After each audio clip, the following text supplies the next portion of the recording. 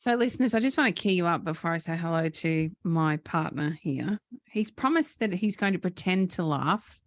And I think this one could actually make him at least chuckle. If nothing else, he's laughing now for an reference. Authentic laugh. I'm laughing about the fact that I'm supposed to laugh. Welcome to another Tradies in Business episode. I have a great joke today. It's a bit summary because I'm not quite sure when this is going live, but I guarantee it's going to be warm somewhere in Australia. Warwick, why couldn't the lifeguard rescue the drowning hippie? No, Nicole. Why couldn't the lifeguard rescue the drowning hippie? Because he was just too far out, man. Oh. Welcome to the Tradies in Business podcast with your hosts Warwick Bidwell and Nicole Cox. Divert your phone and grab a brew as Waz and Nick unpack tips, tales, secrets and stuff-ups from guests both inside and outside your trade, helping educate and inspire you to break the cycle of gut-busting and money stress and create a true trade business. All right, listeners, welcome back. I've just been far out myself and decided to come back to the microphone. For those of you watching the YouTube version of this, you noticed that I just sat here and didn't go anywhere. Groaned internally. Nicole, yet again. That wasn't terrible, Nicole. It's not one of your worst. I think we're going to rate your jokes backwards. Instead of going, oh, that's a good one, that's one of the best, we'll go, no, that's one of the worst. We'll start at the bottom and work our way up because then we can just only get better. Can only go up from there, I'm sure. Now, I love a good cheesy slap you in the face segue. I would say the same about many people's leadership skills. Can only get better. That is a real slap in the face, that one. So, Amanda Rosazza, welcome to the Tradies in Business podcast. Oh, thanks for having me, team. And A+ on the segue there. That was just amazing. Crushed it.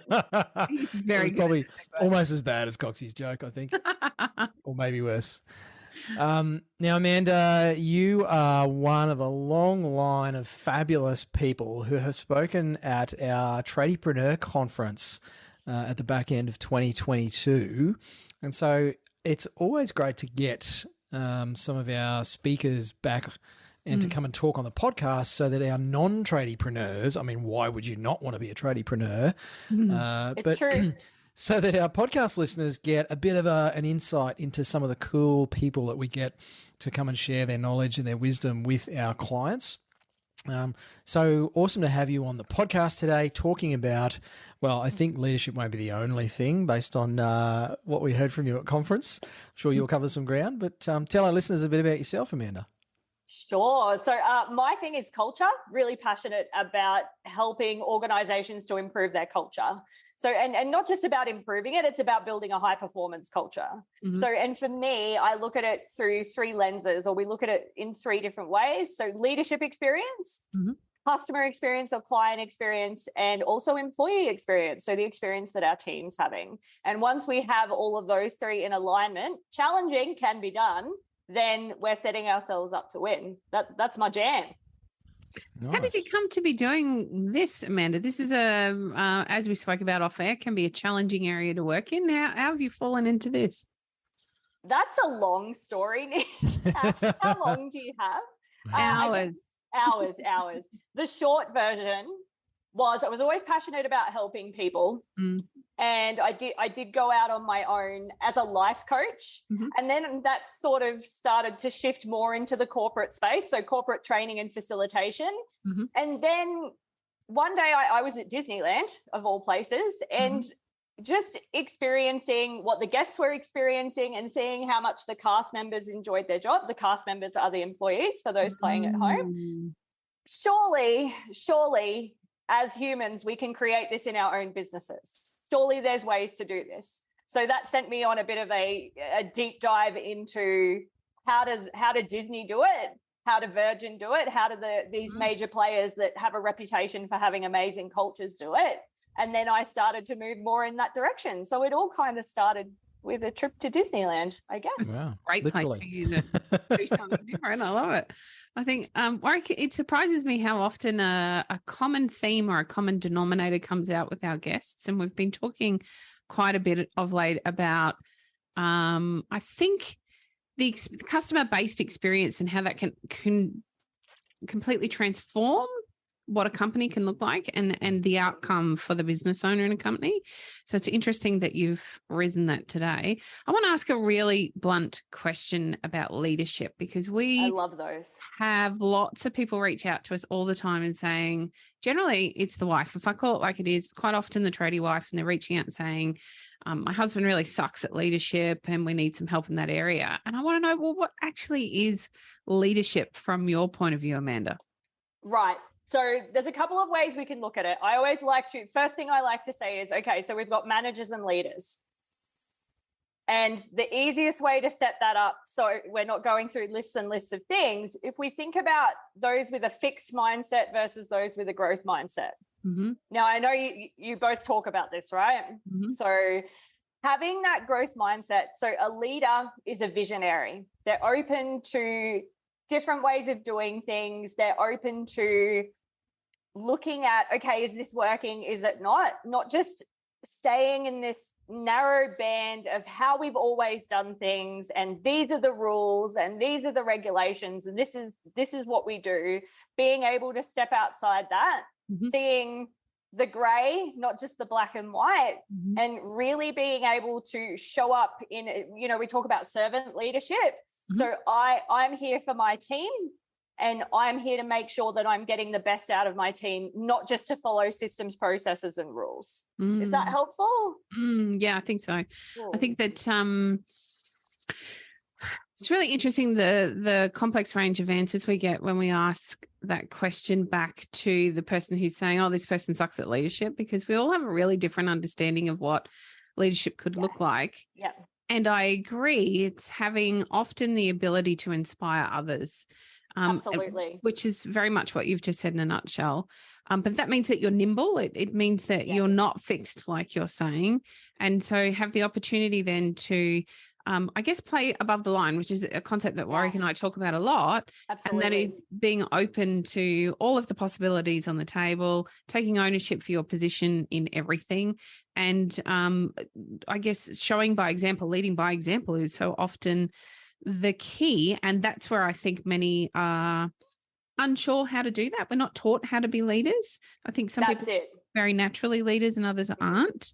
So I guess my next question would be, is it a skill that we can learn? Absolutely. Absolutely. And when I do leadership development programs, that's the first thing I do. I split the room, born or made, leaders born or made. And it is possible. So you can be born with traits that lend themselves to leadership. Also, everyone can develop leadership skills and traits as well. So the other thing I want to add to that is leaders are not do as I say. They're very much come with me. So it's a completely different vibe. So, and being able to teach people how to, like you say, influence and, get people to follow them essentially what we're doing, is about teaching them to create that essence or that persona that encourages people to come with them. Yeah. Amanda, is there a place for both leaders and managers within organisations? Oh, I love this question. So I don't think I have a firm answer for that yet. I'm still grappling with it, just being brutally honest. So there's this argument that you can't have too many cooks because you'll spoil the broth, right? Also, I feel that everyone can display leadership qualities within moments, within a context, as long as there's a hierarchy of that leadership. So I'm honestly still grappling with that one. I'm leaning towards everyone can be a leader in their own right. If you're going to have a gun to my head, Yeah, I have done a lot of work in this area personally in my own businesses, and also obviously as a coach and mentor. Yes. And I think there's been a bit of a view, probably with business coaches and life coaches and leadership trainers and all that sort of stuff, that one's better than the other. And I think that's a bit of a human trait where, well, this is good, this is bad. And we have to make everything good or bad. And so I see a lot of people almost downplay management as inferior or undesirable. My personal opinion on this is probably like what you've said, Amanda, just, trying to agree with you so you don't hate on me or anything. Is I think aspects of management are really important for running a business. Absolutely. And if you're dealing with people, then you need leadership qualities within that role. Yeah. If you're just running a machine that doesn't have anything to do with people, then you can do that as an absolute out and out manager. 100%. Yeah. But we're all dealing with people. So we all need to learn how to get the most out of those around us. Yeah. Those damn humans. They just keep coming back. Amanda, how do you motivate people to change? Oh, excellent question. So we can influence, we can't motivate. Sit with that for a second. Mm-hmm. So motivation is very much an internal thing. I can absolutely influence you. I can show you the benefits of us going in this direction. I can even show you what the potential pitfalls are. I can get you pumped up. I can get you excited. Ultimately, though, the motivation is internal in that human. So influencing people is about understanding what's important to them and speaking to that, and also understanding what's important to the organization as a whole and being able to tailor that message to each individual human.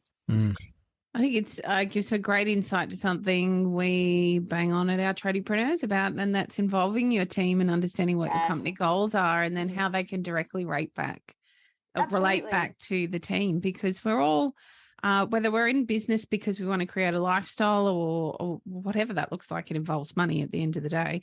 And our team are there because they need to earn money to pay their way in life. So there's already a connection that we don't often acknowledge, and there's a way to really further connect that so that we understand that one leads to the other and together we do it. So it's a great chance to have your team buy into that, but it's really important that it's a two-way street. Absolutely. I think we're long past now, or maybe not as long past as I'd like it to be, but we are still moving through those times of where it was you do what I say and you do it now, to more of a collaborative approach when it comes to our teams and leading them through what needs to be done. There's a body of work that needs to be done in a certain time frame, etc. There's a way to help them get there, so that they feel that they want to be part of that, and there's a way to totally demotivate them and make them not want to do anything. That's it. And just to add on to that, one of the biggest issues I see out in the wild is we don't tell our people why we're doing something. And they feel like they've been given this task and it's just busy work. If people understand the why, and we say, hey, we need to get this done by 5 p.m. This client's got, a showing coming up next weekend. We need to have it ready so that they've got the shots ready for their marketing. It only takes you an extra 15 seconds to explain why we're doing what we're doing. And they're like, oh, okay. Oh my goodness, I totally get it. Let's get in and get it done. It's when we're just giving them busy work and they think that you're just dictating your personal agenda to them, that it becomes problematic. And the second piece of that is when we've delivered on time and we've done an amazing job, show them what the results of that were. So being able to say, hey, these are those marketing shots that they were able to get because you guys showed up and got it done for them. And hey, they were able to sell this property or whatever the outcome might be. So yeah, just those two pieces, the why and then the outcomes, just so important. And it just gets neglected so often.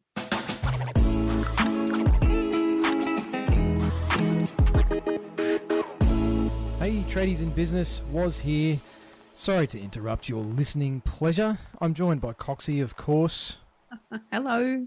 You may not know this, tradie or tradie wife or whoever you are listening to this program, but we're business coaches. Oh my gosh, that feels weird to say. But we do actually work with people just like you to solve a bunch of problems.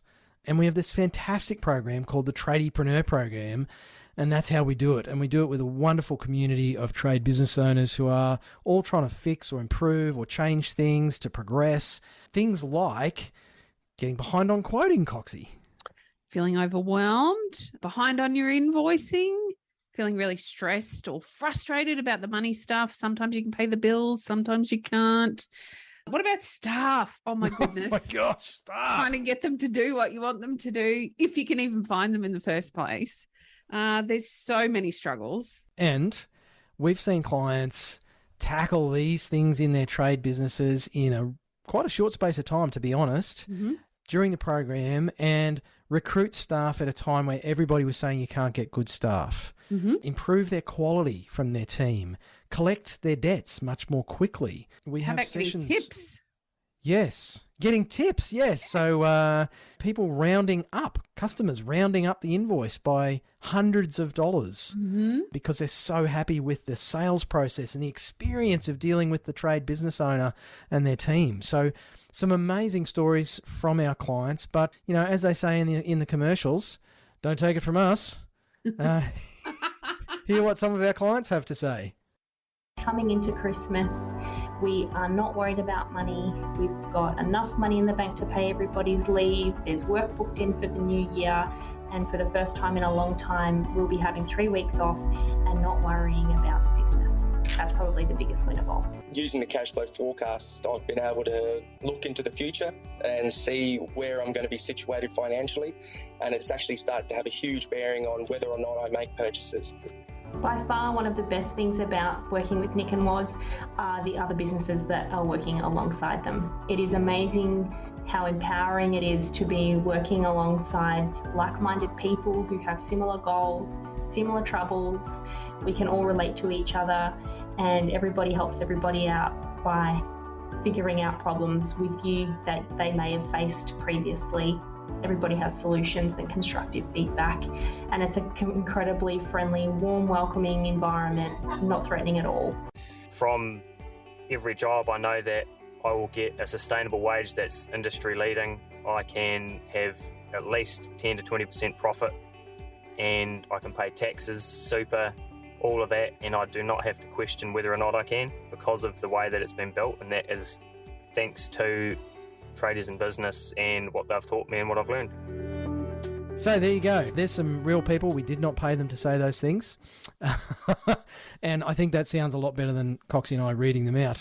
We really would love for you to check out more about how you could take your trade business to where you would like it to be. Surely you have a vision of what things could be like or what you wish they were like on a day-to-day basis, whether that is reducing stress or actually making more money. Maybe it's spending more time with the family, taking more holidays, having the choice that you really wanted when you started your business instead of this beast that seems to be there for many of you listening to this program. So if you want to find out more about how we do this through the Tradiepreneur program, Coxie's going to tell you all about it.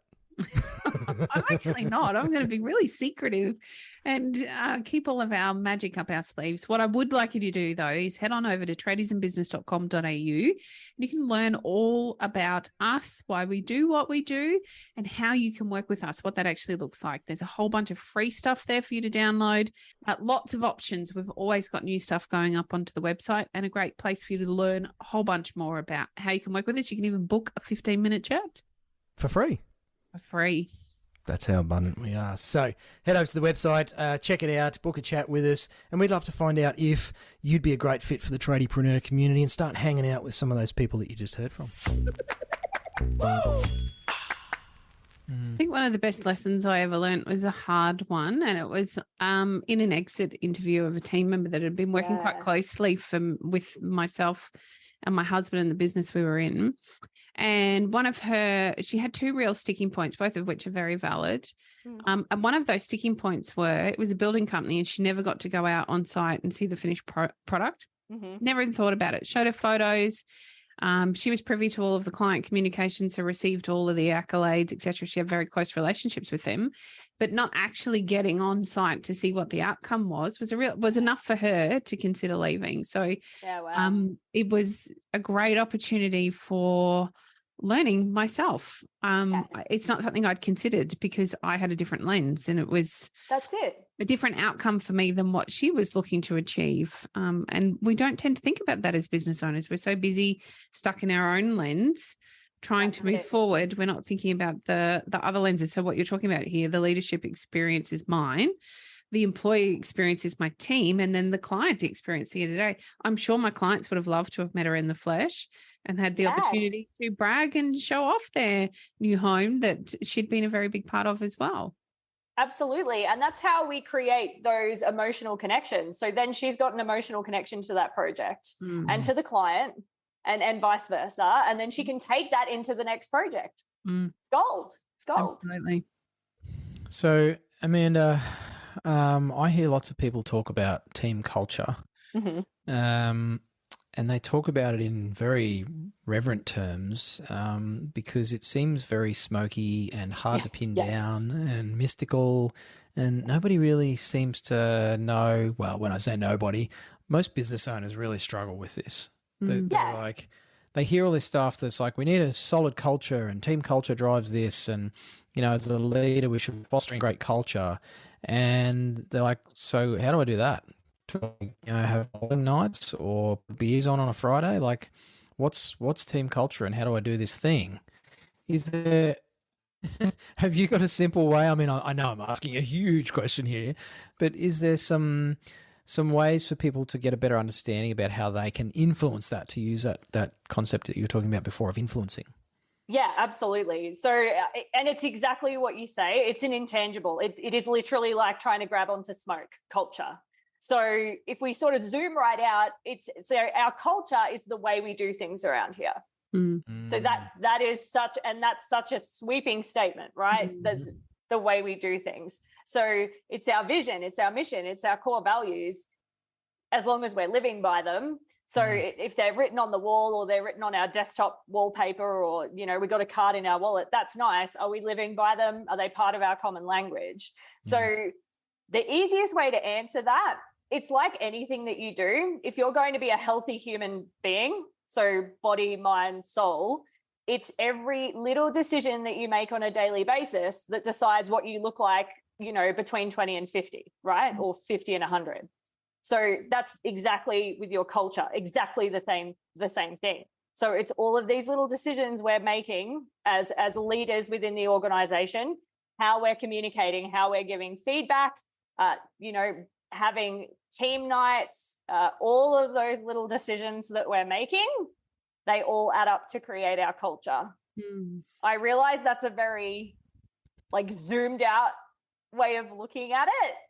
It's little 1%ers we're looking for, little things we can do on a daily basis. You can, of course, ramp things up, have team synergy days. You can do culture surveys and take actions, very deliberate actions on them. You can do personality profiling on your humans and take deliberate actions on that. So there are ways that you can zoom a bit forward. Also, it's the little decisions we're making on a daily basis. So if a business owner is listening to this and they realize, as many of the trade business owners we speak with do, that I think I've got a culture problem. There's a bit of blaming going on. There's people shirking responsibility a bit, maybe some people taking the mick. And the business owner often will say, I know I've got to do something about the culture in my team, but they don't know where to start. Is there somewhere they should, take the first actions? Somewhere. Full stop. Yeah, that's it. Yeah, it is one of those things. It's just we've got to start somewhere. So whether that is getting someone in like myself or yourselves in to take a look at it and go, okay, so what is actually going on? And let's just decide to start here. It's literally just making that decision. Okay, I'm accountable for the culture in this organization as a leader. It is something I'm going to deliberately take steps towards changing, and here's where I'm going to start. So it could be the logical one for me. There's always going to be a challenging human in your team. There'll be someone, and that's a great place to start. So, and I was talking to someone earlier today about they had a problem. Sales team member who he's the guy that had been there the longest. and had just, they'd gone through a lot of change management over the past 3 years, big changes within the way, the systems and the processes and the way they get things done. And he just was not on board. Mm-hmm. So it's about having that conversation and saying, okay, I'm curious, what's happening with you? You were here. And, when you're having these difficult conversations, as I'm sure you always share, we got to stick to the facts, right? So here's our data that says you were here and now you're here. What's going on? And coming from that place of curiosity, we're not here to confront anyone or make them feel bad. It's just, I'm purely curious as to what's going on. Is there something going on in their life? Are they not passionate about it anymore? And discovering what that is and working out what the way forward is, performance management plan, or maybe it's just time for them to go. Probably my next question is about teams. I've had a few rotten eggs. I had a whole team full of rotten eggs at one point. Brutal. It was brutal. It was hard to pull it back, and some had to go and some were able to stay. And my experience isn't the rule. I'm interested to know, is it possible that there are just sometimes bad eggs that don't fit into the culture of your company? Yes. So there are, and this is when I'm working with clients, sometimes they can be molded and they can be, they've just lost their way. Yep. They've just become complacent. So complacency is one of the biggest things that we see. Also, there are people that are there to clock in, clock out, and you're getting the bare minimum from me. And that's just how I show up as a human. And if that works, that's okay. If it doesn't work and it's affecting the people around them, that's when it does become a problem. Then we need to look at, maybe they're doing their job to a standard that is potentially acceptable. Also, they're not living by our core values. So that's sort of when we need to look at it through a different lens. But absolutely, they're just not the right person for the organization. No, I knew it to be true, but needed to lead you into the same answer just to validate me today, Amanda. Thank you. Oh, anytime. It's people are complex, and I feel like that's probably the number one frustration for any trade business owner that we speak to, but in actual fact, any business owner that we speak to, right from people that are running organizations with hundreds of staff to the guy in a van that just has one subcontractor or one laborer or one apprentice that he works with. Another area that we find there's a lot of frustration at the moment is in what everyone deems to be the next generation. I think it's a common frustration. I really want to bust the myth. I don't think it's just millennials, or I don't think it's the next generation. It's every generation, and there's a disparity between how I communicate and how they communicate. That's it. Yeah. I'd love to hear your experience on that, Amanda, and what you see, and I guess how we can start to change the way we think as business owners about the next generation. Yeah, look, it's easy to point the finger and say, oh, they've just had everything handed to them, or they've got a silver spoon in their mouth, or whatever, whatever the general rhetoric or dialogue is around the new generation. They need solid leadership. And I'll always come back to that. I've seen in different companies, different businesses, it's often the person that's been there the longest that is the biggest problem. So it's not a generational issue. It can be, like, not to completely discount it. It's not what they think it is. So like you're saying, Nick, they don't know how to communicate. Because there's just a difference in how they've been raised, what the world looks like. So, I didn't have a mobile phone until I was, 16 or 17. Yeah. Whereas, 8-year-olds have them now and younger. So it's just different. It's just different. So, and we need to be aware of that and make room for that and be curious about it. And instead of just being like, oh, just millennials, or they're just whatever, this new generation coming through, instead, let's ask, okay, how can we work better together? How do I get the best out of this person? What do I need to do differently? How do I show up for them so they show up for me? I feel like that's such a, and it speaks to a question that I want to ask you, is what I hear when people are saying, oh, young people or men or women or accountants or whatever, people who have worked for big companies or people who have worked for themselves, like, I can't work with them. It's such a victimhood state, and it's so blamey. And so my question is, how often is the culture problem the leader themselves or the business owner themselves? very often. Other than always. Look, I didn't want to poke the always stick. Also, most of the time they're at least a bigger contributor than they believe they are. I think that's a great point. Yeah. And Delicate. that's why, right. Yep. And it's easy from, I guess, a position of power, for want of better phrasing, to think that everyone else is the problem. It's like, well, actually, we're going to start with you. How are you having the difficult conversations? How are you attempting to get the best out of this person that's an absolute nightmare to deal with? Yeah. So are you asking the right questions? Have you actually asked them what's going on in their world? No. Okay. Well, that's a problem. You know, that type of stuff. Yeah, for sure. Right. Spot on, Loz. For every client listening, this is why we talk about weekly one-on-ones. 100%. End of lecture. 100%. Big difference. Full stop. Yes, and free tip for our listeners as well. Yes, do weekly one-on-ones with every team member. Literally. And just, it's around, if we're not doing that, we're not giving them airtime. Yeah. They're not seen, heard, or understood. They're just a cog in the machine, right? Yep. So we need to give them that airspace, or airtime rather, so that they can tell us what's going on for them, and we can talk about, you know, their development and how we improve things. Yeah, it has to happen. And this is going to make me sound really old, and I'm going with it anyway, because I think it's important, because a lot of our listeners might have had the same sort of learning when they were younger, probably not as old as I am. Curiosity kills the cat, right? That's the statement that we all grew up with. I can remember mum and dad saying that I would be called a sticky beak, and I would be told that curiosity would kill the cat, and that'll be me if I'm not careful. And yet I think it is the most important part of being, or one of the most important parts of being a leader in any role, whether that is within your family as a parent, whether it's within your friendship group, in being a great friend who's able to listen and contribute, whether it be within your organization or your team, in all areas. I think curiosity is really important. How do we go about having people understand what natural curiosity looks like, instead of it just being sort of chest poking questions to get to an answer that they won't get that way, of course? Yeah, I mean, the easiest way to frame it up is literally, and it sounds crazy, I'm curious statement. What happened last Friday? Literally verbalizing that you're curious, asking the question, an open-ended question. Yes. And let them speak. Super valuable. Novel concept.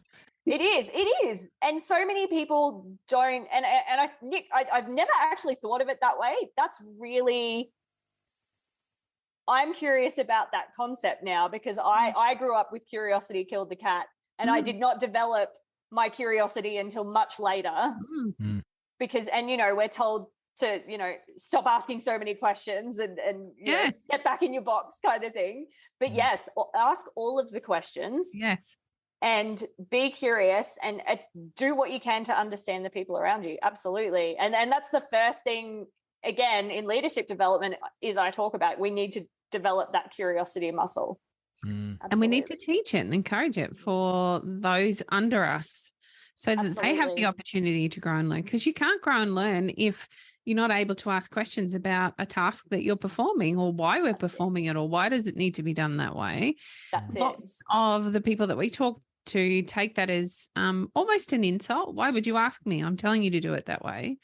Rather than understanding that specifically, actually every person thinks differently than the one next to them. And when we go back to that generational conversation, they think very differently to the way we think. And if we're playing above the line and we're open to the possibilities, there is an opportunity for us to learn through their curiosity and find another way to do something that might actually turn into a cost saving for the business, or something to be done more safely than it's been done before, or not doing a task at all because it's actually not necessary anymore. There's another way to do it. So I feel like not only developing that curiosity muscle for yourself as a leader, I think then it's learning how to encourage others to be the same. And that probably really just starts with a little bit of patience. Absolutely. A little bit of patience, and just encouraging people. Like, what do you think? Yeah. What do you think? I used to really struggle with this. And I don't know if it's a male thing or if it was my dad's mentoring. And I see this show up a lot in business owners, but particularly in tradies. A lot of our value is placed in what we know. For And sure. so to ask questions and be curious implies that I don't know the stuff and I don't know everything. And that was a big shift for me when I started coaching and I changed my entire career path, because great coaches ask great questions. That's And it. great mentors ask great questions to challenge people to think for themselves. That's it. Consultants have all the answers and there's a place for that. But as leaders, and I think as business owners, if you're listening to this, it's actually more powerful to ask great questions, because you need to know what questions to ask. And I think that's a higher level of knowledge and way more valuable than feeling like we've got to have all the answers to how everything should be done. And I've designed all the systems and everybody just do what I say. That's it. Instead of actually involving the people in, okay, how do you all think we should do this? But having the bigger picture in mind. You talked earlier, Amanda, about that sort of zoom out strategic view. And that's what I have found some of the leaders that I've worked with over the years, they're able to hold that view and then dive into the detail with people from a questioning point of view. Yes. And have that like almost childlike curiosity that you're talking about. It's like, oh, wow. So how did we come up with that way of doing things here at my own company? Tell me more about that. Tell me more. That's it. Exactly. It's gold. It's amazing. Absolutely. Another vulnerability, I think. And I think I wish if I could have a wish, and as a parent, you do this often. And when I was a younger parent, I used to think if I could give my kids anything, it would be self-esteem. Yeah. What I would really like to give my kids is the opportunity to be curious and to be vulnerable, because in vulnerability, everything shifts and changes, and we have the opportunity to be curious and be open and learn, rather than getting stuck in the knowing and the I know-itis that we see far too often, that pigeonholes you, like you were talking about earlier, rather than leading you into that leadership space where you are able to influence. That's it. Exactly. Yeah. Curiosity is even just, leadership, and as an entrepreneur, we've got to solve problems all the time, and they just keep coming. So we've got to be curious from that perspective as well. So powerful. Yeah. I think a lot of people are afraid of that because, it's giving up control. It's such a complex issue. But as a business owner, and I've seen this with clients over the years, literally leave coaching and, leave the relationship with their coach because they feel like they're inferior by, having someone else provide them with guidance or advice. Interesting. And I wonder if sometimes employers, business owners, leaders, they bump into this with their team members as well, who are closed to feedback and questioning, because even as a team member, we probably feel like, well, if I don't have the answers, I don't have a job. So to ask questions is like, what, don't you know how to do your job, mate? So I think it's like all of these things, it's a two-way street in a relationship. And for those listening who want to get better at the leadership piece and build better culture, I think not only do we have to ask the questions, but we've got to make it okay for people not to know the 100%. answers. Yes. Yeah. So that's about creating that safe space to ask the questions, because if we don't, like you say, just, if I ask for clarification, they're going to think I don't know how to do my job. Yeah. So it's about creating those feedback loops, and how we can assist with that is something I found really effective. And you might already be talking about this, but when we give someone a task, asking them to repeat it back in their own words to us. Nice. Looking for those gaps, and then having that clarification conversation. So super powerful, and it saves us so much time as well, because we checked all that out from the beginning. So and that little things like that is what creates that environment that you're talking about, so that we're creating that environment where we can ask questions and we can support each other through curiosity as well. Yeah, got it. Makes sense. All right, Amanda. So picture this. You have now you didn't quite have this many in the room at conference, but it was not far off until we hit this number. You have 1,000 tradies in a room, or I should say trade business owners, to be correct. 1,000 trade business owners in a room. What's one piece of advice you would like to leave them with? Oh my goodness. I know I'm going to talk about curiosity again, but that's the number one thing I always try, like anyone that I encounter, be curious. Mm. When we're curious, we're more likely to solve problems. We're more likely to create amazing relationships with the humans around us. And we're more likely to, I know I'm linking these things, but we solve problems for our clients. We solve problems for ourselves. We solve problems for our team members. It's gold. It's that one. Love that. It doesn't kill the cat after all. It doesn't. It really doesn't. In fact, the cat lives longer because we took it to the vet to get treated for that thing we were curious about. So it's gold. 9 lives instead of 7. And if you don't go around eating ratsack when you're not supposed to, you'll be fine. Pretty much, anyway. Sorry, that's how my brain works. I'm very curious as to how it works, and nobody should understand that. So, Amanda, thanks for your time today. Thanks for having me, team. Pleasure. Been some fantastic tips in there. If our listeners want to go and find out more about you or stalk you online, what's the best way to do that? The best place to stalk me is LinkedIn. You'll also find me at amandarosazza.com. So Amanda, ROSAZZA.com. And but LinkedIn is where I spend most of my time. I hang out there. Cool. Yeah. Cool. Nice to hear a LinkedIn person. Normally it's Instagram. So yay for LinkedIn. I am on Instagram. Please go and stalk me there as well. We post 3 or 4 times a day on LinkedIn, and that's where I do my videos. I am going to start doing more on Instagram in 2023. Yeah. There you go. We all have those idolations. We may get there in 2023 ourselves after years of saying we're going to do this. Reels. Oh my gosh. So this is the funny part, team. So I do the reel like on Instagram to post to LinkedIn. Yeah. And I could just post it on Instagram as well. So that's madness. Awesome. Well, thanks again for your time, Amanda. Great to speak with you. Thanks for having me, team. Pleasure. You've been listening to the Tradies in Business podcast with Warwick Bidwell and Nicole Cox. Find out more about today's guest, tools for your trade business, and other cool stuff at tradiesinbusiness.com.au.